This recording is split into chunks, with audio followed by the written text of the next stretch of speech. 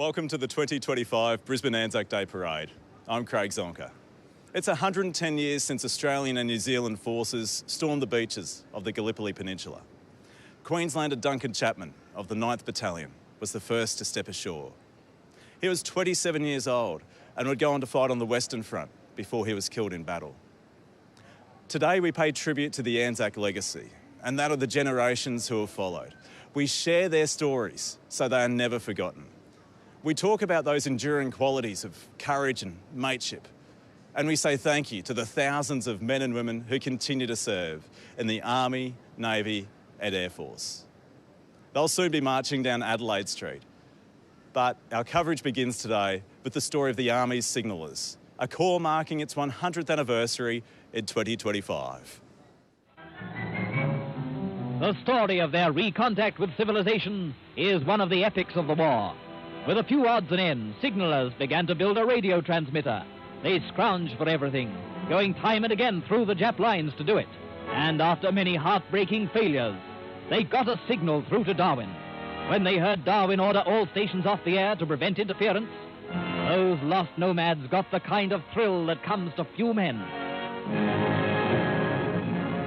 This Royal Australian Corps of Signals is at the heart of Australian military operations, providing, protecting and evolving military communications. Our primary role as a signaller is to convey voice communications and data communications all the way from the bottom of the battlefield all the way to the tippity top. Telephoning corrections to the signaller below, who passes the message on to the artillery officer. From semaphore flags 100 years ago to satellite communications today, from message forms to cyberspace, the communications that we provide have evolved significantly over the last 100 years. Signals, to a degree, is the silent achiever. We are a supporting arms corps. I think the importance of the signals is that even though it's not highly advertised, we are at every peacekeeping mission, every deployment, we're behind the scenes.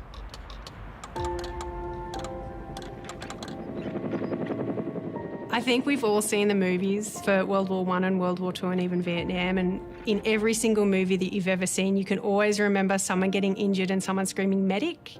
Every time there's a medic, there's a signaller right behind him, because without that medic, you're not getting that person evacuated from that area. We're still affectionately known as chooks because when we were tapping Morse code, it sounded like a chicken's beak tapping on a desk. Instruction is being given here on an Army 5-kilowatt transmitter operating into a dummy load. Joining in the late 80s, we were still working on equipment and hardware from the Vietnam era. So we were still working on analogue radios, no data capabilities. So situational awareness really was just based on small networks, small information. And the capabilities of those radios, as technology grows, that's where defence is really able to boost those up. So their evolution in defence is tenfold because the threats are now tenfold from a cyber perspective, from what our adversaries are doing, and it's only to look at the latest conflicts now to understand how complex that environment is. 0 Alpha, this is 0 Delta, radio check, over. The Royal Australian Corps of Signals will continue to evolve to meet the challenges of cyber, space and electronic warfare. Future conflicts will also be fought in the digital domain, and our signallers will be at the forefront, protecting our communications, our networks and our data from emerging threats. Without communications, there's no battlefield management. So there's no command and control, there's no informed decision-making, there's no situational awareness, so absolutely critical. This centenary is a moment to reflect on their contributions, to reflect on our Corps' history and to look ahead to the future of the Corps. It's a proud moment for the Corps. It's a proud moment for everyone to be recognised for their services and what they have achieved over the years. So, to have them leading the march and the association close behind them is quite a moment. Marching this Anzac Day, it's hard to put into words until you're wearing the uniform and you're surrounded by your peers and everyone that's supporting you, and your family are on the sidelines cheering for you.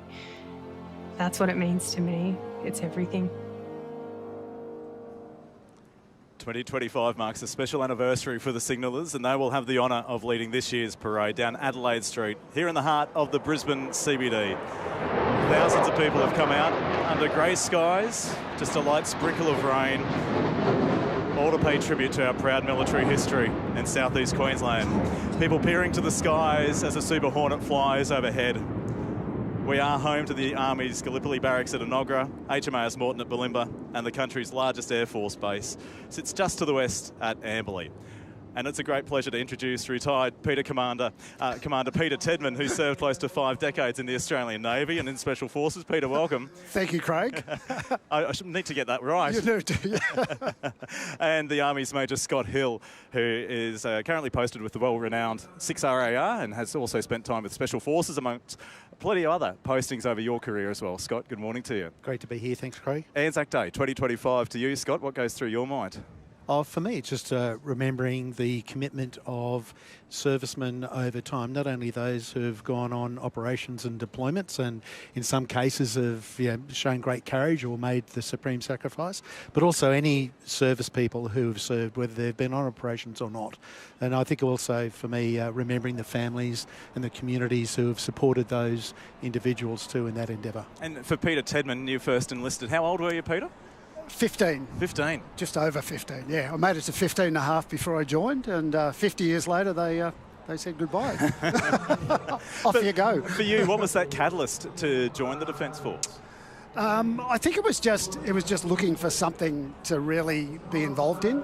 I'd done the Scouts as a kid, and the school I was in was, I just needed that group thing. So the Navy, and we had a fella come up from recruiting and did a wonderful job, and that was me. Yeah, the rest, as they say. The rest, as they say, is history. It's history indeed. The Queensland Police Mounted Unit are the first down Adelaide Street, signifying that close relationship between the Defence Force and our emergency services. And you can also see the Queensland Mounted Infantry Historical Troop and the emu plumes in their hats, dating back to the light horsemen of the late 1800s, Scott. That's correct, and I think in this particular, where the emu plumes actually came from was during the shearers' strike when the light horse were deployed to Western Queensland, and I think there was also a group at Gympie. And to keep themselves amused during the shearers' strike, they had a competition, and to maintain their skills, they were plucking emu feathers, and since that point in time, emu feathers have been worn by all Armoured Corps personnel in the Australian Army. And as you'll see when we, the 2nd 14th Light Horse Regiment, who are based at Gallipoli Barracks, will march a little later with the Army contingent. There will also be some 1,000-odd aviators from Amberley Air Base later on, along with the contingent from HMAS Morton, which is based at Bulimba. And Commander Tedman, you had, how many stints was it with HMAS Morton over the years? Two. Once as a sailor at the old Morton at Merthyr Road at New Farm, and once as the commanding officer at where it is now, Bulimba. And that's when it was recommissioned some, what's that, 10 years ago? Almost. 2016, so it's 9 years ago this year. 9 years ago this year, on this Anzac Day 2025. We have seen large crowds already gathered for the dawn service at Anzac Square this morning, albeit with some rain about. Let's hope it can hold off over the next couple of hours for the parade down Adelaide Street. And plenty of people out waving Australian flags, as you can see, along the side of the road. And it is the Army who will lead things off today. The Australian Army Band, led by Officer Commanding Music Director Major Cameron Earl and Drum Major Warrant Officer Class 2 Stephen Turner.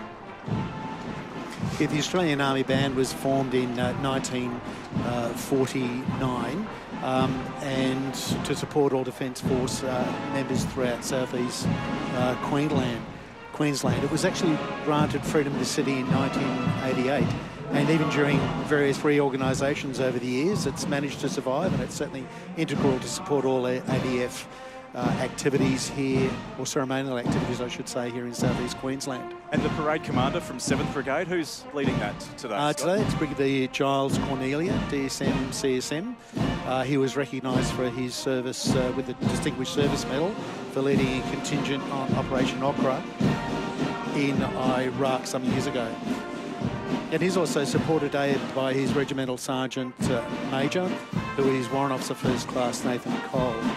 And we'll see the Deputy here as well of the Brigade, the Chief of Staff, Lieutenant Colonel Craig Urey. He's also a former Commanding Officer of 2nd Combat Engineer Regiment. And we see the blue diamonds on their slouch hats. That is the symbol for 7th Brigade headquarters. That's right.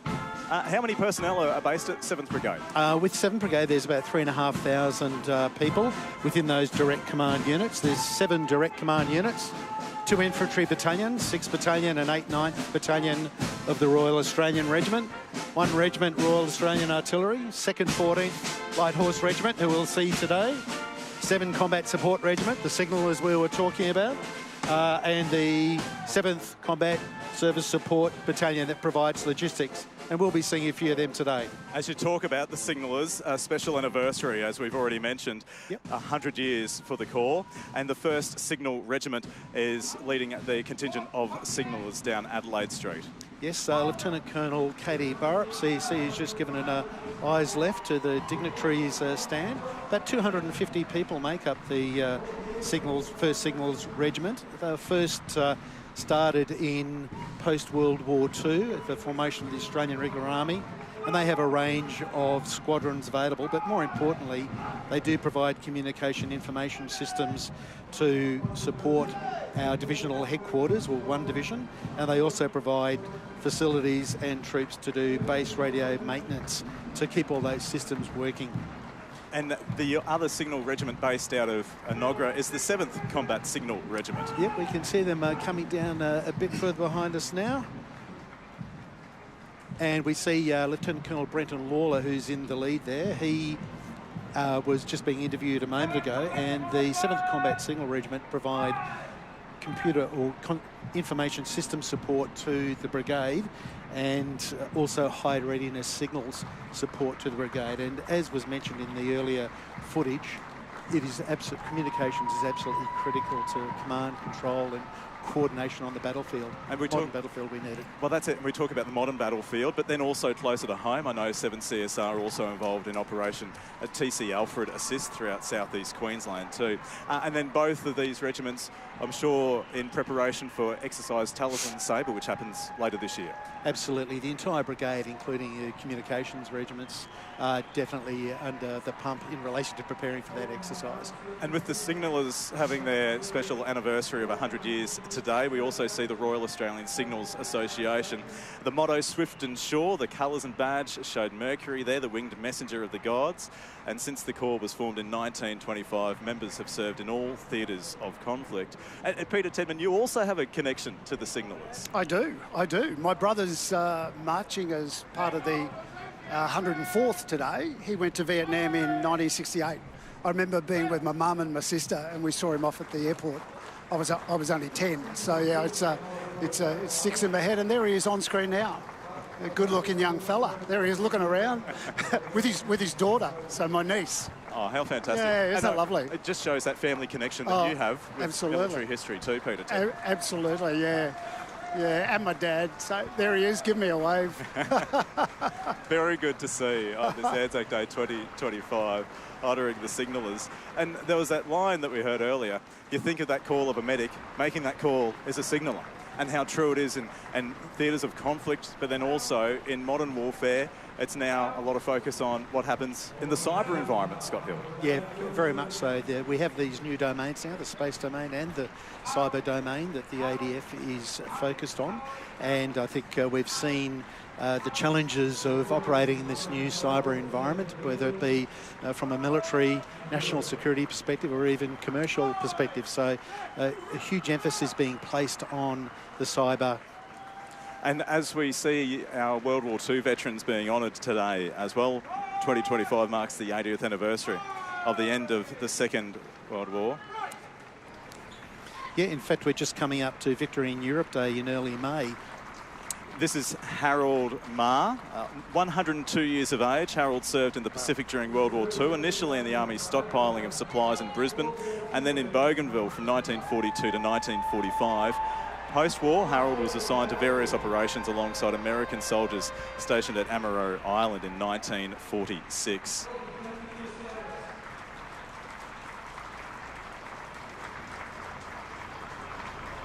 Lindsay Scott is 99 years of age. Wow.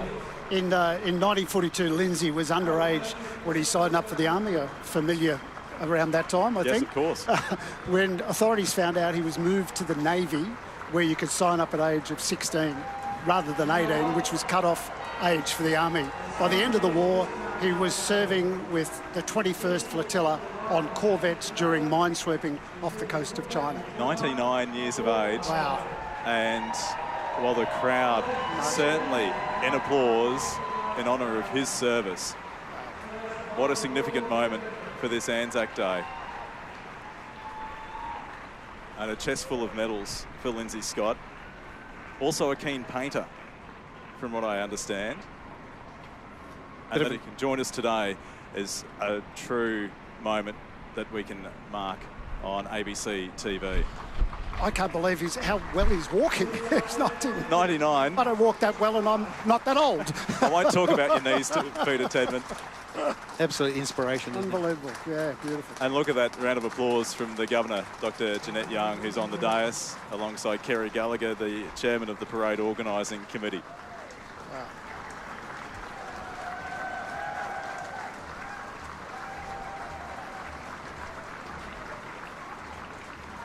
The Atomic Ex-Servicemen and British Commonwealth Occupation Force associations marching here.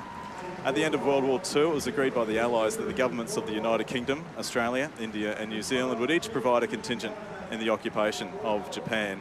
The force was known as the British Commonwealth Occupation Force. Their role was to ensure the terms of surrender were met. The Atomic Ex-Servicemen's Association is for veterans who were participants in the British nuclear test program on Australian territory during the 50s and in following years.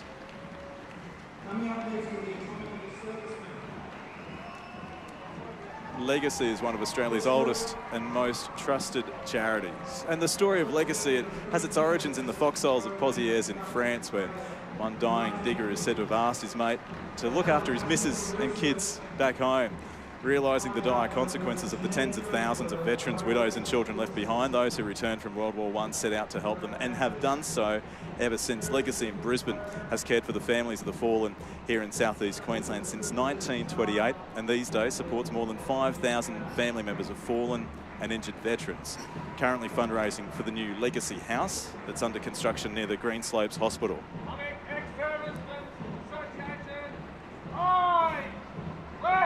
In fact, this week too, quite a few members of 7 Brigade and also some of the other ADF units around southeast Queensland have been supporting Legacy in their fundraising as well as a range of activities. And the recent Run Army event was very well supported here in Brisbane. There was another event in Townsville, also a garrison city with Laverack Barracks there. Raised just shy of $150,000, with that money being distributed to Legacy and other charities supporting police, ambulance, fire, surf lifesaving and SES veterans and their families. It's a great organisation, and a lot of servicemen do support that, helping with both widows, families and providing other support.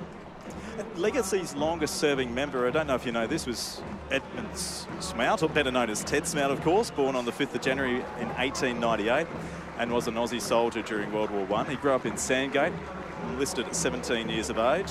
You might know he has a bridge named in his honour between Brighton and Redcliffe on the northern outskirts of Brisbane. He was also a very sprightly gentleman up until the end of his life.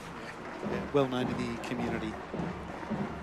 The Australian War Widows provide friendship, support and assistance to close to 70,000 families across the country.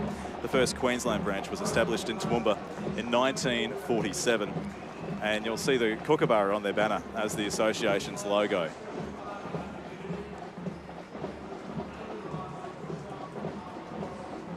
Again, there to support those families that are left behind when someone has paid the ultimate sacrifice in the name of their country.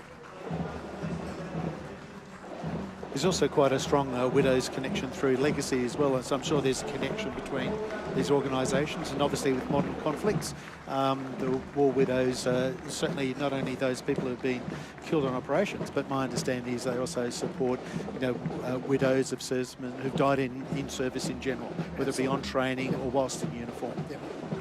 A number of bands will also feature as part of this year's Anzac Day Parade, including the Mackay North State High School Marching Band. This is its 31st successive year performing in the Brisbane Anzac Day Parade. Established in 1992, the band is going to be one of the largest single school marching bands in Australia. It was selected as the first civilian band to appear at the start of the parade, later with the youth organisations and state marshals towards the end of the parade. So not just once, but twice they will do the march here in the heart of the Brisbane CBD. very, very strong community in Mackay. We're great supporters of the ADF over the years, and raised the 42nd Battalion from Central Queensland, which you might be familiar with from your early days in Rockhampton. I most certainly do, Scott. And of course, in Central Queensland, you also have the Shoalwater Bay training area, which is used quite frequently by the Defence Force, and I'm sure will feature again during exercise Talisman and Sabre this year. Very much so. The Defence Service Nurses, the Royal Australian Army Nursing Corps Association, and the Australian Army Medical Women's Service are who you see now. The Army Nursing Service was raised in 1902 and has served in all theatres of war. It was in the early 2000s that the association was renamed Defence Service Nurses to better reflect modern nursing and recognise the growing role of male nurses in the services. Currently, there are more than 600 nurses attached to Joint Health Command in the ADF. Reserves with civilian jobs account for around half of the total number, and male nurses make up about 40%. And here's the Women's Royal Army Corps Association. It was formed in 1951 and had its origins from the World War II Women's Army Service. It was disbanded in 1985, but the link between the women who served in World War II and the women integrated now in the ADF.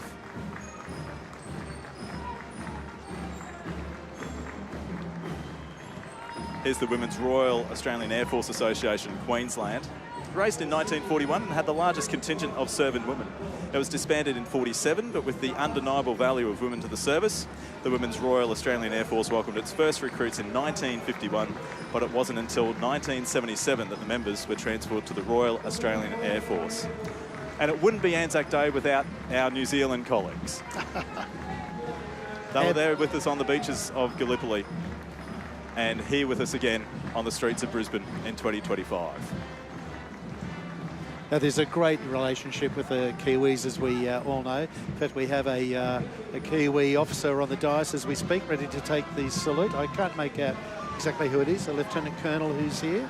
But no, we still have a great relationship. 7th Brigade in particular has got a very strong relationship with the 1st Royal New Zealand Infantry Regiment, 1 RNZIR, and we have a number of exercises, training activities and opportunities to work together over the years. And just recently we had a section of their regiment in a local competition between our sections at Gallipoli Barracks. And I'll take this moment to mention the passing late last year of Sir Robert Gillies, affectionately known as Bomb, who was the last surviving member of the 28th Maori Battalion. He enlisted at just 17 after giving a false birthday. He served during World War II in North Africa on the Western Desert Campaign and then on the Italian campaign, including the Battle of Monte Cristo. Here we have the post-World War II Veterans Banner of the ADF and Allied forces. And since World War II, there have been many theatres of conflict. And when we think of more recent deployments of Australian troops, we think Middle East, Afghanistan and the like. And it's always a case of being ready for wherever you may be sent around the world, Scott. Yeah, absolutely right. The ADF and certainly the Army are always at a state of readiness. Different units and organisations are at those different states of readiness to support Australian government objectives, whether that be humanitarian support or undertaking full spectrum operations overseas in support of those interests. It's certainly spread across our Defence Force. And here we have the band of the 1st Regiment of the Royal Australian Artillery. The band was formed in 1955, consists of 27 musicians, based on a traditional military band instrumentation. And they lead the rest of the contingent from Gallipoli Barracks, including the 2nd 14th Light Horse Regiment. And who's leading this today? So that's being led by Lieutenant Colonel Timothy Hurley and their RSM, who's Warrant of Class 1 William Doody. And consists of 3 squadrons. A squadron is utilising the Boxer Combat Reconnaissance Vehicle, a fairly new vehicle introduced into service. B Squadron operates the Australian Light Armoured Vehicle, or ASLAV, and C Squadron also operates the ASLAV. This unit has some of the longest continuous history as well, Scott. I was going to say they are the longest continuous, I should say, longest unit in existence in the Army, but not continuous. They've had a little bit of a break. I think A Battery's got the longest continuous from memory. Oh, yeah. Okay, just beaten out by A Battery. Yeah, but very similar antecedents. And I know we'll have the A Battery Association soon through as well. Now, parading its guidons here. Yes, that's correct. So the guidons are very similar to an infantry battalion's colours. They're a swallowtail flag that's carried by armoured and aviation corps units, and it comes from the French word guidon, or meaning leader of the horse. Hence the Cavalry Association. But you can see the battle honours that are listed on those, and you'll see there the guidons for the 2nd and the 14th Light Horse Regiment. Those emu plumes, so recognisable. Now, also from 7th Brigade, we have 6 RAR, the 6th Battalion of the Royal Australian Regiment, led by their pipes and drums. Yes, a recent return to, after a few decades of absence. The battalion managed to organise some funding through the Royal Australian Regiment Foundation and through our own resources to equip the pipes and drums to bring it back. And who's leading the 6 RAR? So being led by the commanding officer, Lieutenant Colonel Ed Cousins, and the RSM is Warrant Officer Class 1 Desmond McCoy. And 6 RAR is an infantry motorised battalion. They operate the Bushmaster vehicle. They've got 3 rifle companies, Alpha, Bravo, Delta, and also support company that has a range of capabilities: mortars, direct fire weapons, reconnaissance, and sniper teams. And you can see their colours now that are now passing the dice, and they're both the Queen's and the regimental colours. Although they're referred to as the King's colours, even though it might have the Queen's crown on it, and they were consecrated a couple of years ago. Very well known, of course, for the Battle of Long Tan.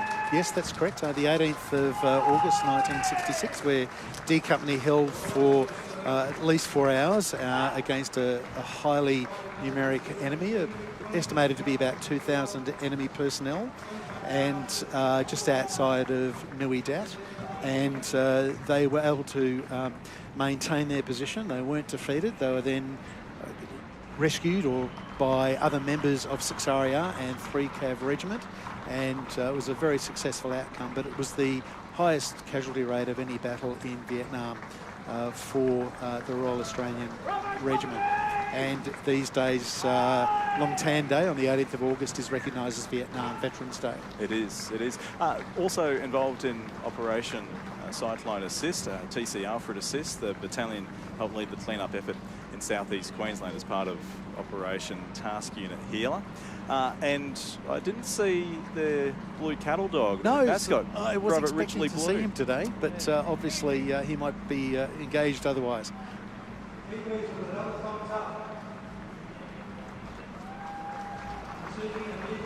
It's brilliant to be able to see so many veterans able to take part in the march today, as you see in these old Army Jeeps. Yeah, it's a fairly good collection. We've got the US Willys Jeep. I'm not quite sure what that other vehicle going by is, but it's certainly fit the bill and set the scene. A little bit different to what's used these days. You speak of that Boxer, which is built just to the west of Brisbane at the Rhinometall facility near Ipswich there. The latest of technology for the Australian Army. Oh, very much so. They're a fantastic vehicle. They're a fully digitised vehicle, which you heard Colonel Lawler talking about earlier today, the digitised battlefield, where we've got battle control systems within those vehicles that can let the troops and squadrons operate together, communicate back to their higher headquarters, but more importantly, coordinate firepower, coordinate surveillance. And this is 8th, 9th Battalion of the Royal Australian Regiment, 8-9 RAR, known as Brisbane's own. That's right. Since they're, I guess since 8 and 9 Battalion were both raised in Brisbane, they've not, other than on deployments, they've always been based here in Brisbane, hence that name. And they're being led by Lieutenant Colonel Andrew Raven, and the RSM for 8-9 Battalion is Warrant Officer Class 1 Adrian Ross. And as you mentioned, after South Vietnam, in the early 70s, 1973, the 8th and 9th Battalion were both linked together to become the 8th and 9th. They had their own strong history from their operations in Vietnam, and in the case of 8 RAR, also Malaysia. But they have a battalion headquarters, 3 rifle companies, Alpha, Charlie, Delta, plus the support company that we spoke about before. And you're just seeing them hoy their way down Adelaide Street. I did ask about that, and apparently what's the story there, Scott? Yeah, and what I've found out is that the traditional song that is being played by the bagpipes, their marching song, is in fact what they call Black Bear, of Scottish origins, and we're not quite sure why, but whenever Black Bear is played at certain times during as it's played, those regiments have Black Bear as their marching song, always call out oi. You might have just spotted Stand the Ram Stand the there. Ram. So, Stand the Ram. Private Ridgely Blue might not have made it as the mascot for 6 RAR, but 8-9 certainly have theirs, Stand the Ram, who is accompanying the contingent today from Gallipoli Barracks. The full name, Private John MacArthur the 8th. And apparently this line of rams are actually descendants from the original MacArthur flock of sheep that came to Australia. This is the level of history that is involved with the military, still very much alive today, many decades later. And 8-9 RAR, did they also have a role post-Cyclone Alfred? Yeah, absolutely. 8-9 RAR is part of the profitable Cyclone Alfred assist. Were deployed with elements of 2nd Combat Engineer Regiment and the signallers in northern New South Wales back down to Lismore. And they spent quite some time down there assisting in some parts of the response, but mainly the initial recovery for the northern New South Wales area. And as you can see, passing the dais now, 8-9 RAR are also parading their colours. You'll see 4 sets of colours, and there's one set of colours, a King's colour and a regimental colour for each of the battalions, the 8th and the 9th Battalion of the Royal Australian Regiment. And of course, also their pipes and drums. And I'll look at some of their other involvements over the past 12 months or so. Support of training Ukraine forces. Yes, Operation Kudu is a Defence Force support, mainly Army, but many of the units from 7th Brigade have deployed to the United Kingdom to support the NATO-supported training of Ukraine forces. And they run a number of courses for junior leaders, infantry, trench war fighting and so forth. And by that matter, we also bring back to Australia many lessons learnt on the modern combat battlefield in a very different environment to what we've traditionally operated in. So that is the serving contingent from 7th Brigade. And here we have the Queensland Light Horse Heritage Band, community-formed brass band that, as you can tell by their uniforms, and we've spoken about those emu plumes, links to the Light Horse Regiment, hence what you see today down Adelaide Street. And coming into shot now, it's the Army Associations, led by the 1st Armoured Regiment Association, also marching with the 3rd Cavalry Regiment Association and the 2nd 14th Light Horse Regiment Association. Let me tell you a little bit about the 1st Armoured Regiment. It was formed in 1949, served in Vietnam from 68 through to 71, operating Centurion tanks, which were regarded as being worth their weight in gold. For the 3rd Cavalry Regiment, also served in South Vietnam from 65 through to 72. It was one of the first units to establish the task force at Nui Dat and the last to leave in 1972. And as you can see, they also participated in very significant battles of Long Tan and Coral and Balmoral.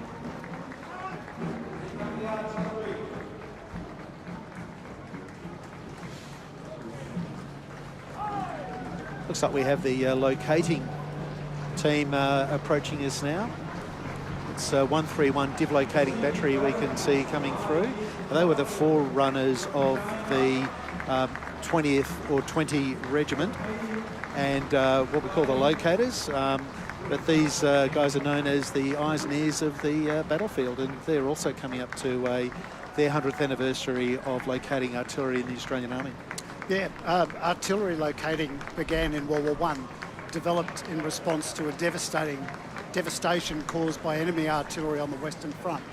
Early techniques such as flash spotting and sound ranging provided critical targeting data for countering battery fire. And of course, locating units have deployed to every Australian major conflict that they have been involved with. This is Anzac Day 2025 on ABC TV. Live from the Brisbane CBD in commentary, Commander Peter Tedman and Major Scott Hill from the Australian Army. And Scott, what I always find remarkable is that passion for service. We heard from Peter Tedman, he enlisted at just the age of 15 and a half. What about for you, Scott? I was a little bit older, not much, but about 18 and a half. I had different motivations. I had a few things I thought I might like to do after school, but in the end, I think I may have mentioned in the past, I did start banking, and to be honest, it wasn't a pathway I think I could have stood for 40 odd years.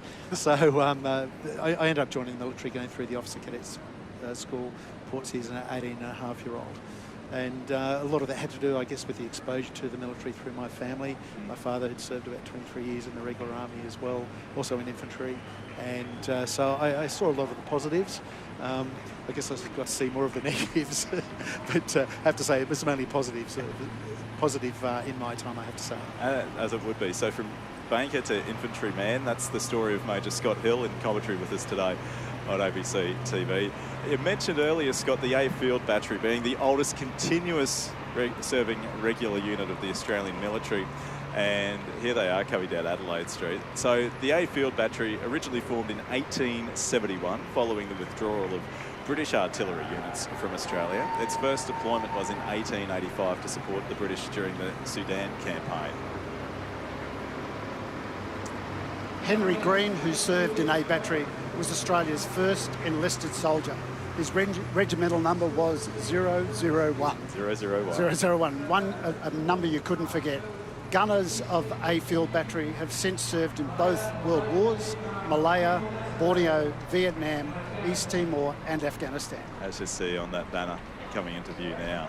And it still exists today. You would have last year, they weren't marching the ship, but last year A Battery was part of one regiment of the Royal Australian Artillery, where they're now based at Gallipoli Barracks. So just to continue that very, very long history, they now operate the M777 howitzer. Some of which have gone to Ukraine, haven't they, Scott? Yeah, that was some time ago now. Yes, as part of the support package from the Australian government to Ukraine, there was a number of M777s that were sent to Ukraine. In fact, we can see some other guns being paraded behind A Battery, being towed by some old Series 3 in a Land Rovers by the looks of it. You can see the first one is a 105mm howitzer, which was, and that's a light that was actually utilised by both Australian and New Zealand artillery units in Vietnam, and the same sort of guns that were supporting the troops at Long Tan and Coral Balmoral. And in fact, some of them were overrun at Coral Balmoral before they were taken over by their own gunners. And we also see a 25-pounder going by as well, which is sort of from World War II era and post-World War II. The 101st Field Battery of the Royal Australian Artillery Association also making its way down the parade ground here on Adelaide Street. Raised during World War I, has also served in Malaya and on 2 tours of duty in South Vietnam, first in 1966 into 67 and again in 69 into 70. In February 1967, during Operation Bribey in Vietnam, retired Major General Jim Ryan was mentioned in dispatches as he called in rounds within 50 metres, I should say, of his position as he supported Bravo Company of 6 RAR. There's a lot of difference between 50mm and 50 metres, but I tell you what, 50 metres, the bomb's going overhead. Particularly with artillery. Pretty scary operation nonetheless. And the 105th Field Battery, Royal Australian Artillery Association. This battery formed in 1916 as a howitzer gun battery, deployed in France, providing artillery support during the Battle of the Somme at Amiens and Pozières. They remained in France until the armistice. In 1965, the 105th Field Battery deployed with the first Australian troops to Vietnam under operational command of the US military. During 1966, the battery was engaged in Operation Silver City with the US and 1 RAR. This was close combat even for the gunners. As a result, the battery and 1 RAR were awarded a US presidential citation for gallantry. The Meritorious Units Commendation for exceptional meritorious achievement and outstanding service. Joining the 105th Battery marches is Major General Retired Paul Stevens AO, who not only served with the battery in Vietnam, but also served as a repatriation commissioner, commissioner of the Office of War Graves, and appointments to the Anzac Centenary Board and the Australian War Memorial. the 2nd 10th Field Regiment Association. You can just see the top of their banner there. Formed in July 1940 at Redback Camp in Brisbane. The unit was serving in Singapore in 1942 when the island fortress fell to the Japanese. And Scott, that was your dad's regiment, wasn't it? No, Peter's. Sorry. I'm getting myself confused. And we're not brothers, okay? Craig, that was my dad's regiment, I guess. He was one of the lucky ones to be evacuated just before the fall of Singapore, albeit he was seriously wounded. His brother wasn't so lucky, and for the next 3 years he and his comrades had to endure the brutality of being prisoners of war. Of the 834 officers and men of the regiment who became prisoners, 270 died. Oh, goodness gracious. So there's a bit of a cross-section of membership there in the association. But I just thought I might also point out that recently members of 1 Regiment Royal Australian Artillery based at Gallipoli Barracks and also part of 7th Brigade were competing in an artillery competition within the US Army's 25th Infantry Division in Hawaii, and they acquitted themselves exceptionally well and won numerous awards and significant recognition, demonstrating their skills, knowledge during a range of demanding artillery scenarios. You see the Sappers Association of Queensland incorporating the 1st Field Squadron Group Association and the 17th Construction Squadron Association. Follow the sapper, very common term and powerful saying in the Army. They have served in every conflict, humanitarian, most peacekeeping missions, performing a variety of tasks from mine laying and clearing to bridge and road building and demolitions. And they've certainly been involved in every conflict, as you can see from their banners, up until modern days. And they've always been highly regarded by their fellow soldiers, as they literally do lead the way, as demonstrated particularly in places like Afghanistan and Vietnam, and also Iraq, clearing and making safe routes for the other combat troops to follow. The 17th Construction Squadron Association. Yeah, and absolutely essential part of the past and also our current engineering requirements. They're actually known as the Blue Bear. A little better fix it, I think, from an old Sally's ad, but the 17th Construction Squadron these days, the modern version, is part of the 6th Engineer Support Regiment, which is based at Amberley. The Water Transport Association began in World War II to get troops and supplies to shore in small ships and landing craft. And I know, Commander Tedman, you've had a close relationship with the water transporters. We certainly did, Craig. For many years, our trainee clearance divers worked with the Army water transport units that was located close to the dive school on Middle Head. Once they moved to the water transport unit to Townsville, the training now occurs more during exercises like Talisman Sabre. The Australian Survey Corps Association and Australian Intelligence Corps Association just coming through and paying their respects to dignitaries that are here today as well. Of course, the Intelligence Corps served in all theatres of World War II, including small groups embedded with our allies. And of course, you're calling us out for our family associations. And of course, your brother-in-law. My brother-in-law. A member. He is. Yeah, no, again, it's a bit like the Signals Corps. Without intelligence, it's very hard to plan and predict enemies' actions and courses of actions, which is an essential part of military planning processes. And of course, honours earned by members of the Intelligence Corps aren't necessarily shouted from the rooftops for, well, my brother-in-law says operations of national security. And then we have to move on with the conversation at the barbecue on a Friday night. We refer to him as Bill.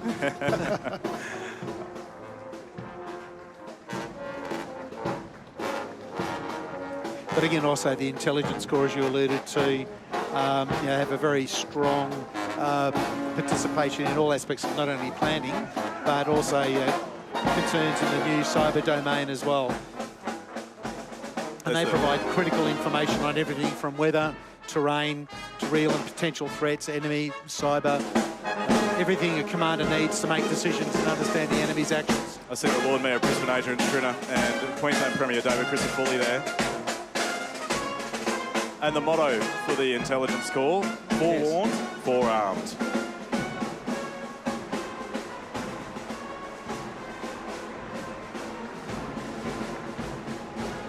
You can see a gentleman wearing a blue beret. I'd say obviously an Intelligence Corps background, but would appear to have had some United Nations service. Yes. Yeah. The 8th Battalion of the Royal Australian Regiment Association. Yes. Craig, they're known as Australia's own. 8 RAR was raised at Enoggera in 1966, but it's probably better known for its involvement in Operation Hammersley in Vietnam. This began as a routine task of one company providing protection for quarrying operations on the end of the long, high hills. However, this rapidly escalated into major battle involving the whole battalion, supported by tanks, armoured personnel carriers, against an enemy battalion who were holed up in what was known to the Viet Cong as Minh Dam's secret zone. The 9th Battalion here now of the Royal Australian Regiment Association, 9 RAR, raised in 1967 to serve in Vietnam. Former Governor-General Sir Peter Cosgrove commanded an infantry platoon of 9 RAR in Vietnam and for his efforts awarded the Military Cross. The battalion returned to Australia in November 1969 and was reformed at Enoggera in 1970 and then linked with the 8th Battalion to now form 8-9 RAR. Here's 2-4 RAR. The association formed in 2013, but the battalion itself was formed post-Vietnam by amalgamating the 2nd and 4th battalions. 2 RAR continues to call Townsville home, but they have been de-linked now, and 4 RAR has become a commando unit based out of Holsworthy Barracks with service in Iraq and Afghanistan. Here's the 8th 9th Battalion of the Royal Australian Regiment Association. Of course, we spoke about that linking of both battalions here, now based at Gallipoli Barracks. That's correct. 5-7 RAR now, raised at Holsworthy in 1973 when the 5th and 7th Battalions were linked after the conclusion of the Vietnam conflict. Major Bob Varco's leading that small contingent. He'd spent a long time with 5-7 and just last year completed, I think it was nearly 47 years of service, regular service, which is quite an achievement. Isn't it ever? See the band of St Joseph's College at Gregory Terrace. If I could just go back to 2-4th Battalion as well, I just wouldn't mind mentioning that they also formed the Australian service contingents in Rwanda, both 1 and 2, which was 94, 95. Yes. And they actually had to endure some of the worst humanitarian disasters that we've ever encountered, and they just showed exemplary discipline and resilience in that operation. And through the nature of that operation, there's significant, issues that those members who deployed on that operation had to deal with. But now they do have that support, but it's significant recognition for that operation that they undertook. As we have this lovely day in Brisbane, it's hard to imagine the brutalities, the horrifying nature of war as you speak of there, Scott. Absolutely. And the freedoms that we get to enjoy as a result of the thousands of men and women who have served in the Army, Navy and Air Force. That is what today is about marking. Here's the 1st Battalion of the Royal Australian Regiment Association, 1 RAR, otherwise known as the Big Blue One, as you can see by the colour of their banner.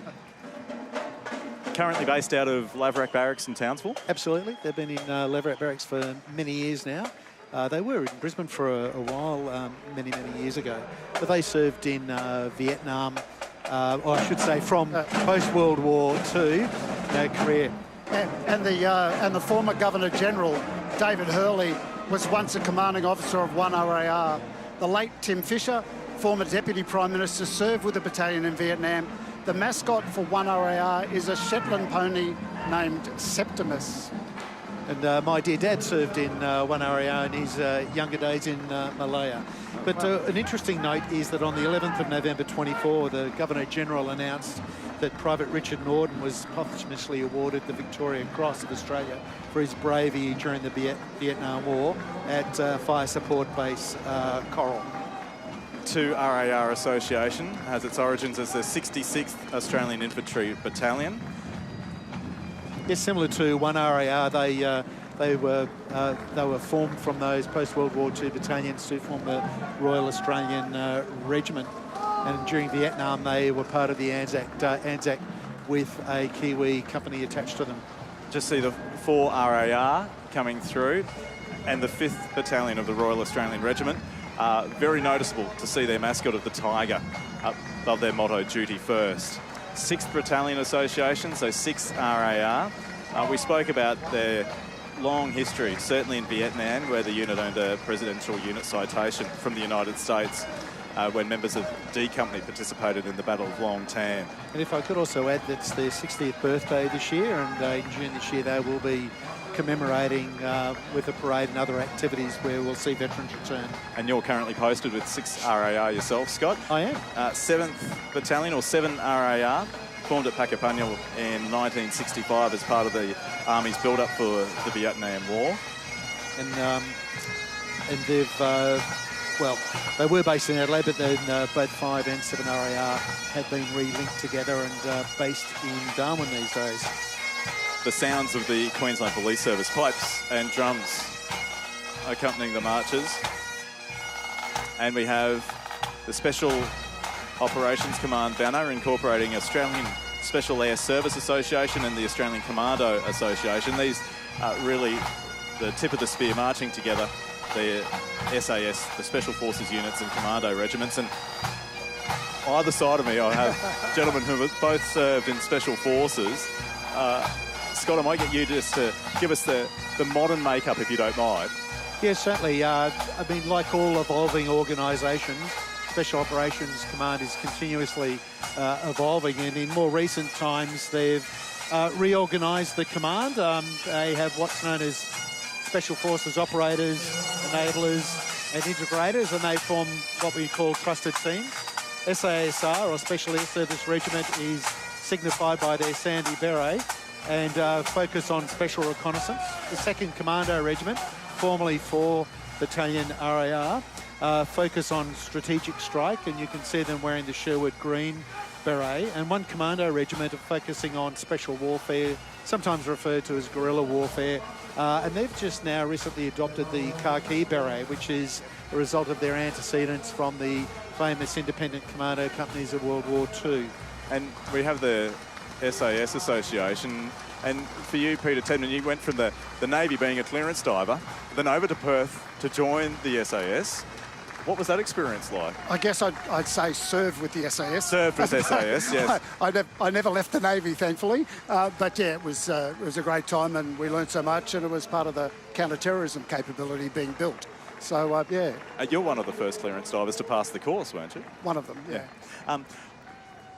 It's the Australian Army training team from Vietnam, a highly decorated organisation. We just see the well-regarded Leo Walsh, who served for many years with the Special Forces. You can see him wearing the sandy beret, as you speak of there, Scott. Leo was quite a character, and I believe he spent many years commentating here as well. He most certainly did here on ABC TV, with that chest full of medals showing that level of service that he has given to the country. I think he had service study back in Korea, if my memory serves me correctly.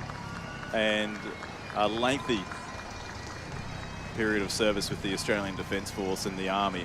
And to see this response for Leo is truly heartwarming. It's impressive, isn't it? Yeah, as it should be. And Leo must be early 90s now, I think. I think late 80s. That is early 90s? Yeah, don't quote me on his age. And look, let's take 10 years off anyway, because he's still as sprightly as ever, as you can see. Just remarkable. So good that he can be part of today's parade through the heart of the Brisbane CBD. It's Anzac Day 2025 on ABC TV.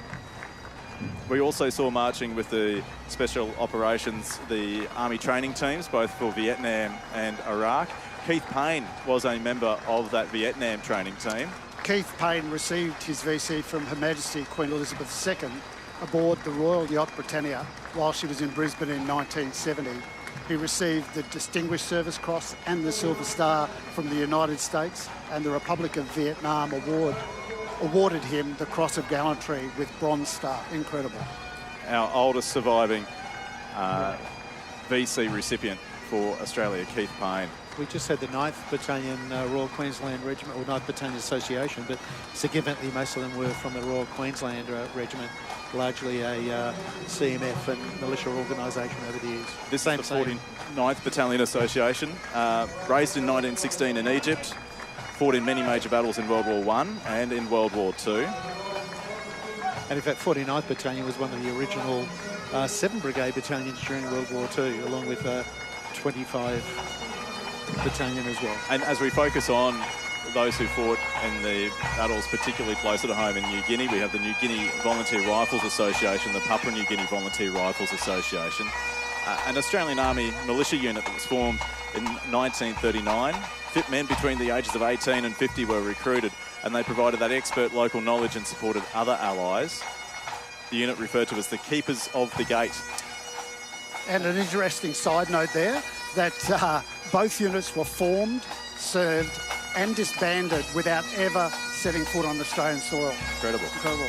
The St Andrews Pipe Band leading the 61st Battalion Association, otherwise known as the Queensland Cameron Highlanders. First formed in 1938 as a militia unit, and in 1942 fought in the famous Battle of Milne Bay in PNG. Again, as part of the 7th Brigade during World War II.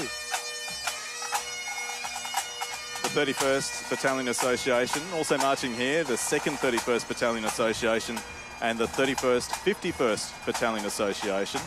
Effectively, this association is for anyone who's served in any of those combinations, as long as it's got 31st in the title.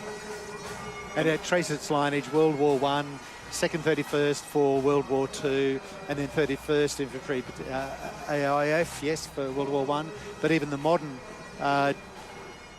31st Battalion of the Royal Queensland Regiment traces its origins. And just to share a personal story, Major Mark Hasty sent me an email yesterday. He's marching with the 31st Battalion along with his dad, Doug, and Mark's sibling, Brooke, Major Brooke Hasty, I should say, who's still serving as the aide-de-camp for the Queensland Governor on the dais today. So for the Hasty family combined, we're talking about 99 years of service together. Fantastic, impressive. And we can see there the 31st Battalion of the Royal Queensland Regiment merged with the 42nd Battalion Royal Queensland Regiment in 2008, and they sort of spread between Gladstone and Townsville. We have the Papua Infantry Battalion, the New Guinea Infantry Battalion headquarters in the Pacific Islands Regiment. And this year marks the 85th anniversary of the formation of the Papua Infantry Battalion.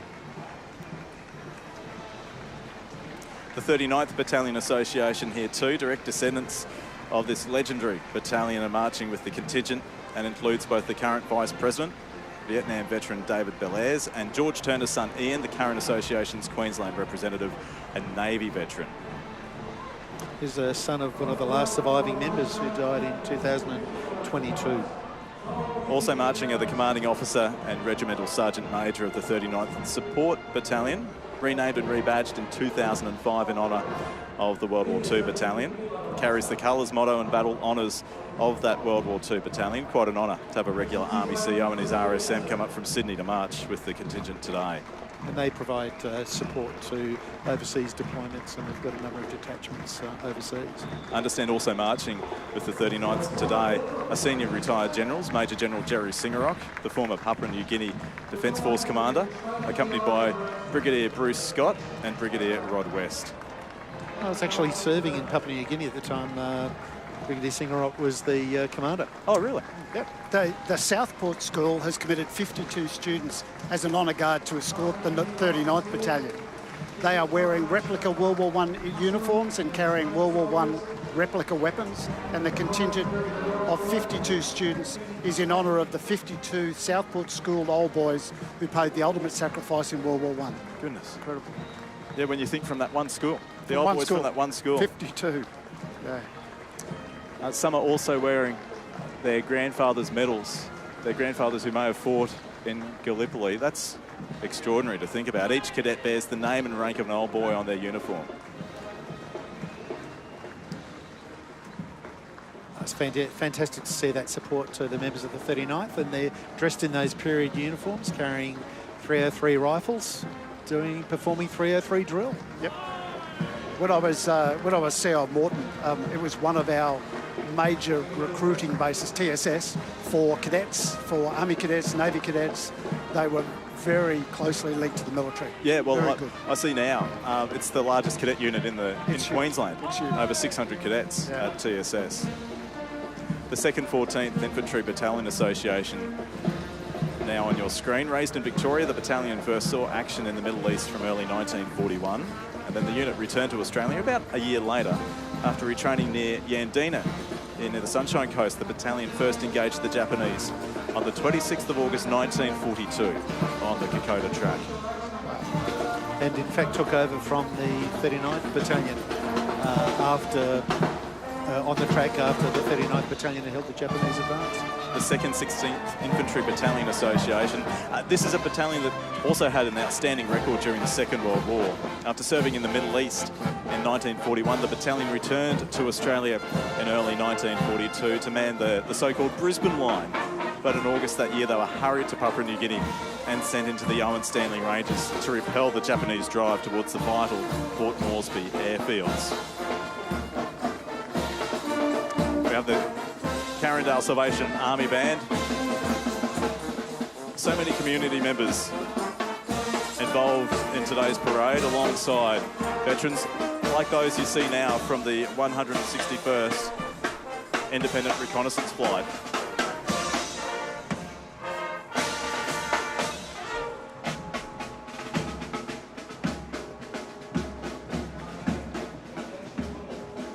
This flight was formed at the RAAF base at Amberley back in September 1965.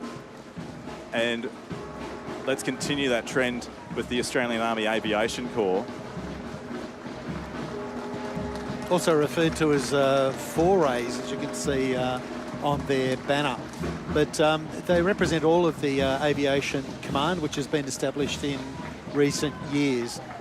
The Aviation Command is established under a two-star arrangement, but most of the operational flying is done with the 16th Aviation Brigade that was raised about 20 years ago. And recently that headquarters moved to Townsville from Gallipoli Barracks. They're having a bit of a reorganisation. That brigade also looks after training at Oki and also the various regiments at Holdsworthy, Townsville and Darwin.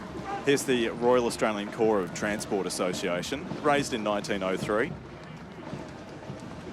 The association made up of members who served in Vietnam through to more recent conflicts, supplying troops by land, sea and air.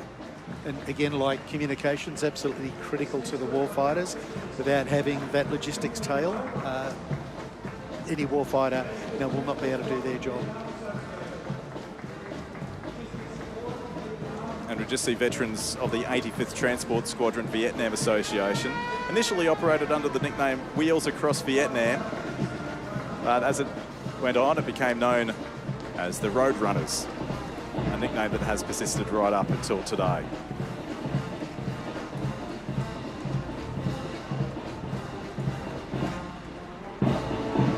The Brisbane Grammar School Marching Band, they've been part of the parade here in Brisbane for decades now.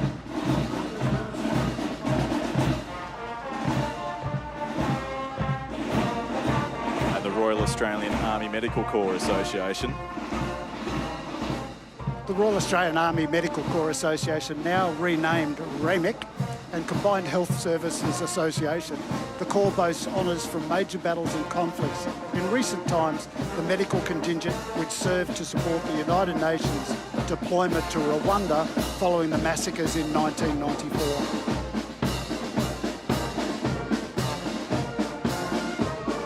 The Medical Corps is quite a great example of the different service categories that members can now undertake while serving in the Defence Force. A lot of medical professionals, both nurses, doctors and specialists, work in uniform in a reserve capacity and run their, but also have their own private practice. And a lot of them will go on short-term deployments to provide that specialist support. The donkey there leading the 11th Field Ambulance Association. That's a little nod to who you might know, Weary Dunlop, who served under this unit during his time in the services and of course on the Burmese Railway. And they've certainly committed that commitment over all our campaigns in various guises. These days, the 11th Close Health Company, which is a subunit of the 2nd Health Battalion based in Brisbane, is that close support, medical support that 7th Brigade, for example, utilises. And so would members of that unit travel no matter where someone from 7th Brigade, say it's 6 RAR, might be deployed overseas? Absolutely. So in the past, the medics were actually integrated with units, but this day and age, they are centralised, and then when a unit does deploy, other specialists are brought in to support that for the duration of those operations, including our medics and nurses and so forth. And dentists as well. Here we have the Australian Army Dental Corps. This unit has served in many theatres of war to provide emergency dental care. And often it's a tri-service deployment, you know, on an LHD with Air Force on there as well. So we have a mixture of doctors and dentists, and all of the medical clinicians are all there. And when you say LHD, break that down for me, Peter Tedman. Landing ship helicopter dock. Yes. The one that looks like an aircraft carrier with a bit of a turn up at the end of the runway. Yep, I know the one. I've seen it here. Yes. And in other waters off the Australian coast before. The Australian Army Ordnance Corps. This association was formed in 1985 with retired personnel interested in fostering and continuing that Corps spirit after serving in every theatre of operations that Australia's been involved with since the Boer War. Two members of the Corps, Corporal Rodney Brevington and Private Victor Gale, were the first Australian soldiers executed by the Japanese in World War II, having been recaptured after escaping from Singapore. Corporal Brevington attempted to keep Private Gale from being executed by saying that he'd ordered him to do what he'd done. So that desperation to get out. And then to stay out. And to be recaptured as they were. Yeah. The Royal Australian Electrical Mechanical Engineers Association, you might just shorten this to RAME, comprises both serving and retired RAME members. The Corps originates back in 1942 following World War II, and King George VI bestowed royal assent in recognition of their outstanding achievements to repair and maintain military hardware in the most trying of conditions.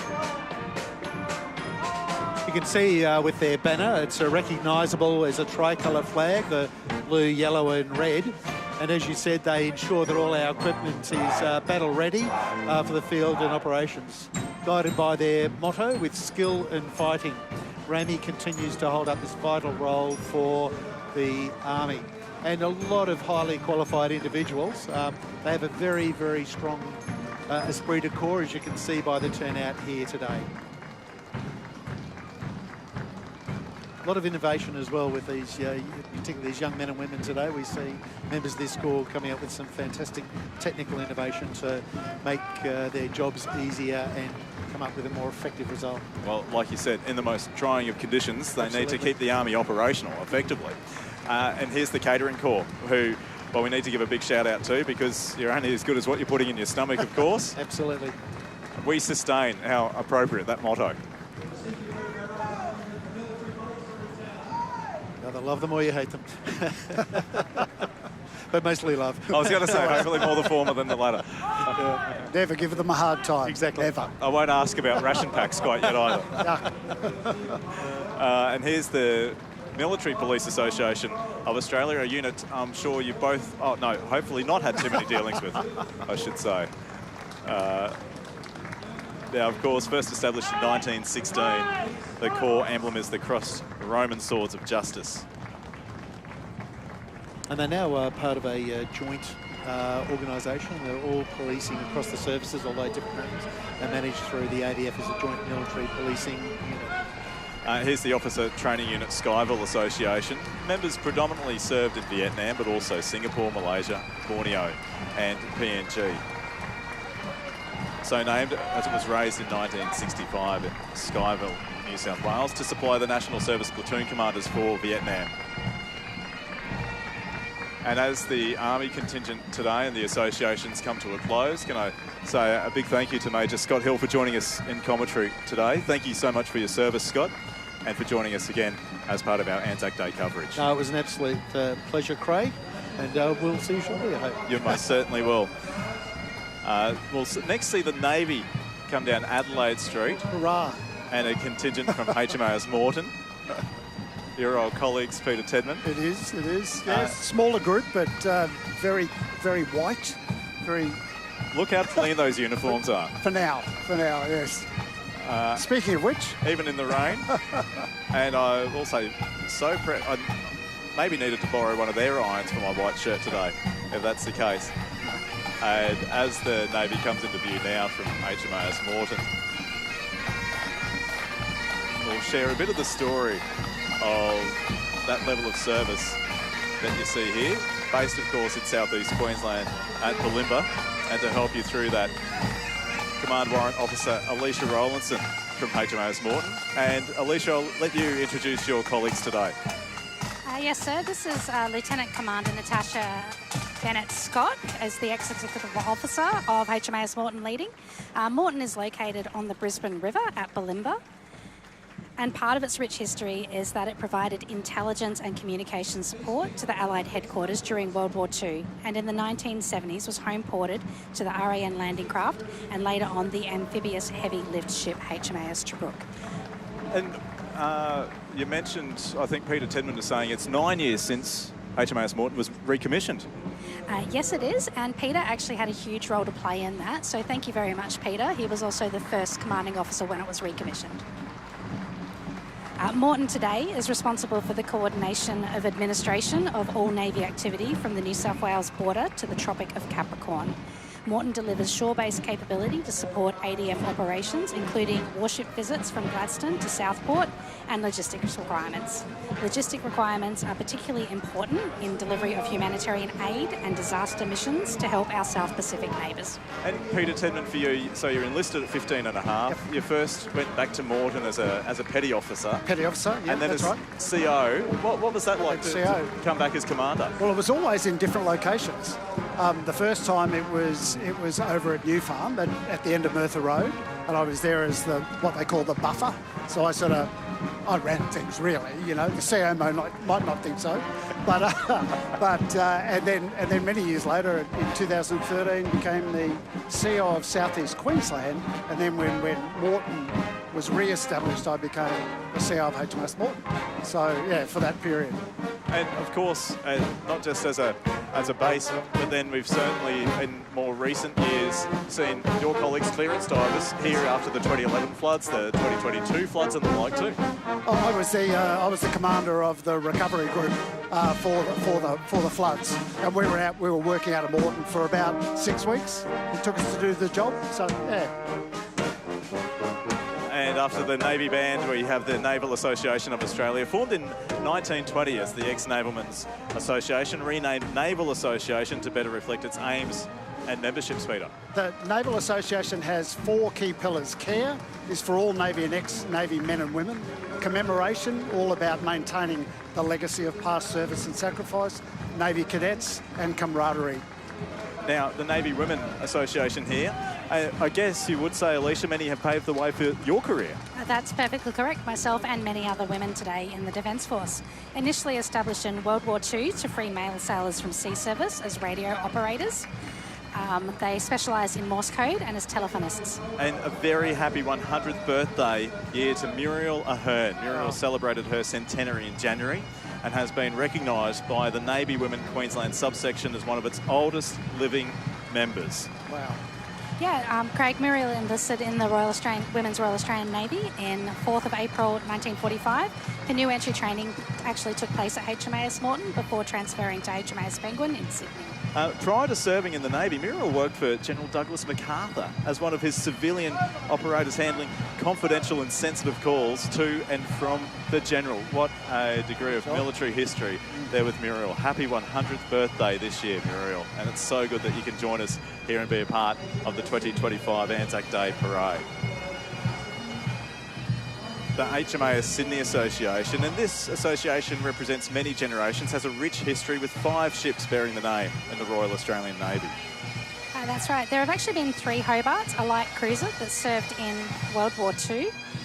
No, we're on to the Sydney. Oh, sorry. Now, sorry, Lost it. Alicia. The Sydney Association represents many generations and has a rich history with 5 ships bearing the name in the Royal Australian Navy. The first Sydney, commissioned in 1913, was a Chatham-class light cruiser and saw action in World War I, including the first RAN victory at the Battle of Cocos, where it defeated a German cruiser. Yeah, the second Sydney was a cruiser, a Perth-class cruiser that was sunk during a battle with a German raider in 1941. It was the Navy's single largest loss of life. Its wreck was found in 2008 off the Queensland coast. Here we have the Fleet Air Arm Association, formed in 1948 to serve on aircraft carriers the Vengeance, Sydney and Melbourne. Naval planes ceased in 1982 when the Melbourne was decommissioned. And one of the Navy's newest additions in the Fleet Air Arm is the 822X Squadron, which is a developmental unit trialling remote and autonomous aircraft. Mariners Association of Australia we see now. Alicia? Yeah, so the Modern Submarine Service was established in 1964 and has formed an important element of the military capability since then.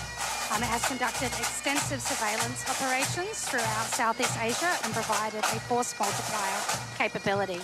We currently, nuclear submariners will be the next generation, and we actually have about 120 submariners in the US at the moment undergoing training. Similar to what my dad did as a submariner bringing the Oberons from England in the 60s. And I see that Jolly Roger flag that denotes the activities of Captain George Edward Hunt, who was the initial patron of the Queensland Association. Now we have the Royal Australian Communications Branch Association. Alicia, you're a communicator. These are your colleagues. Yes, I am, and I actually commissioned HMAS Adelaide with the son of the leader of this, Lieutenant Commander David Hellier, and Alan leading as his father. And so give us the rundown. A communicator in the Navy, what do you do?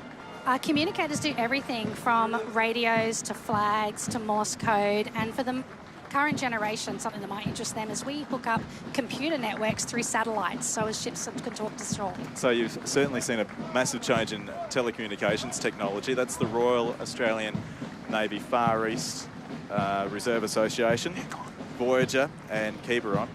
Did the clearance divers already go through? Yeah, they went through. They were quick, Peter Tedman. They were quick. I'm going to have to tell them to slow down. You need to tell them to slow down. I know. This is your unit. I know. They were there. They were all waving at me. Oh, those that weren't saluting the governor, I mean. Well, I hope they were. I hope they were waving.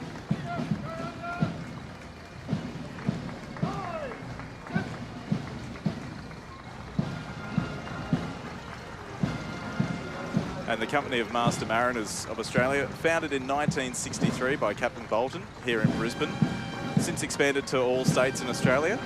They operated worldwide, transporting people, goods and materials. The company is an association of senior master mariners, deck officers and members who have served as navigators and in command at sea.